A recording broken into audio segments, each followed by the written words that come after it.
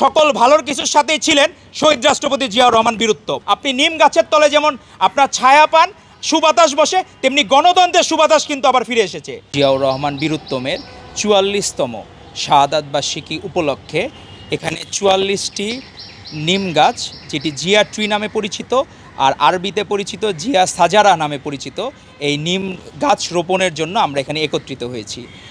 ১৯৭৭ সালে তৎকালীন সৌদি আরবের বাদশাহ খালিদ বিন আবদুল্লাহ আজিজের আহ্বানে দাওয়াতে সাড়া দিয়ে শহীদ রাষ্ট্রপতি জিয়াউর রহমান বীরুত্তম উনি সৌদি আরবে যখন গিয়েছিলেন, উনি তখন বলেছিলেন, আমি একটি গরিব দেশের রাষ্ট্রপতি হিসাবে আপনার কাছে এসেছি।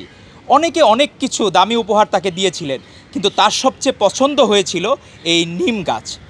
এই নিম গাছের সবচেয়ে বড় দিক হলো এটি নিজে কম পানি নেয়, কিন্তু তার পাতায় অনেক পানি ধারণ করে, এবং তার যে সুশীতল ছায়াতল, সেই ছায়াতলে আজও আরাফার ময়দানে যারা আছেন, সেই আরাফার ময়দানে তারা এখনও সেই ছায়া পেয়ে থাকেন। আজকে যখন বহুদলীয় গণতন্ত্র উনি প্রবর্তন করেছিলেন, সেই ছায়াতলে কিন্তু সকল দলের মিলন মেলায় পরিণত হয়েছিল। আজকে উনি যে আদর্শের বীজ বপন করে দিয়ে গেছেন, তার সুফল আমরা আজও ভোগ করছি। যখন ১৯৮১ সালের ২রা জুন তার জানাজা অনুষ্ঠিত হয়, সেখানে প্রায় ২০ লাখ মানুষ একত্রিত হয়েছিল। সারা বিশ্বে কোনো রাষ্ট্রনায়কের জন্য এত মানুষ তার শেষকৃত্য জানানোর জন্য আসছে কিনা, এটি একটি বিরল ঘটনা। ওনার জনতার সেই জিয়া মরে নাই, সেই জিয়া মরে নাই, সেই জিয়া জনতার, সেই জিয়া জনতার, সেই জিয়া মরে নাই। উনি যে আদর্শের বীজ বপন করে দিয়ে গেছেন, আজকে দেখেন এই রেমিটেন্সের কথা যারা বলতেছে, রেমিটেন্সে বৃদ্ধি পেয়েছে। আজকে সকলের জানা উচিত এটি শুরুটা কিভাবে হয়েছিল। যখন উনি সৌদি আরবের বাদশাহ খালিদের সাথে উনি দেখা করেন, তখন উনি বলেছিলেন, আমাদের দেশে অনেক বেকার মানুষ আছে, আমাদের দেশে যা আছে আপনার দেশে নাই, আবার আপনার দেশে যেটি আছে সেটি আবার আমাদের দেশে নাই। উনি বলেছিলেন, আমাদের দেশের অসংখ্য মানুষ বেকার, কিন্তু তারা পরিশ্রমী, তারা পরিশ্রম করতে চায়, তারা দেশকে ভালোবাসে, তারা এই দেশ থেকে সৌদি আরবে তাদের পরিশ্রমটুকু দিয়ে, আপনার যে অর্থ আছে সেই অর্থ দিয়ে বাংলাদেশের মানুষ খেয়ে পরে চলতে পারবে।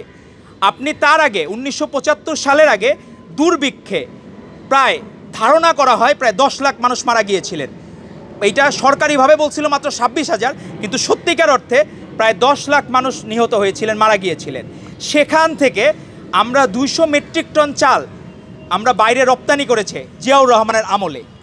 ওনার যে দর্শন, সেই দর্শন থেকে যদি বাংলাদেশের মানুষ এখন যারা নতুন রাজনীতি করেন তারা যদি শিখে, তাহলে অবশ্যই ভালো কিছু সম্ভব। কারণ সকল ভালোর কিছুর সাথেই ছিলেন শহীদ রাষ্ট্রপতি জিয়াউর রহমান বীরুত্তম। যখনই গণতন্ত্র বিপন্ন হয়েছে, তখন সেখানেই ত্রাণকর্তার ভূমিকায় আবির্ভূত হয়েছিলেন শহীদ রাষ্ট্রপতি জিয়াউর রহমান বীরুত্তম।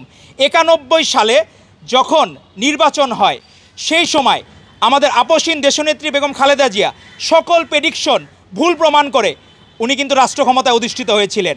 আজকে যখন আবার গণতন্ত্র বিপন্ন, সে সময় আপসহীন দেশনেত্রী বেগম খালেদা জিয়ার মধ্যস্থতায় আমাদের ভারপ্রাপ্ত চেয়ারম্যান জনাব তারেক রহমান এবং অন্তর্বর্তীকালীন সরকারের প্রধান ডক্টর মোহাম্মদ ইউনূসের কিন্তু বৈঠকটির মাধ্যমে বাংলাদেশে আপনি নিম গাছের তলে যেমন আপনার ছায়া পান, সুবাতাস বসে, তেমনি গণতন্ত্রের সুবাতাস কিন্তু আবার ফিরে এসেছে। আজকে সেই গণতন্ত্রের সুবাতাস আমাদেরকে ধরে রাখতে হবে।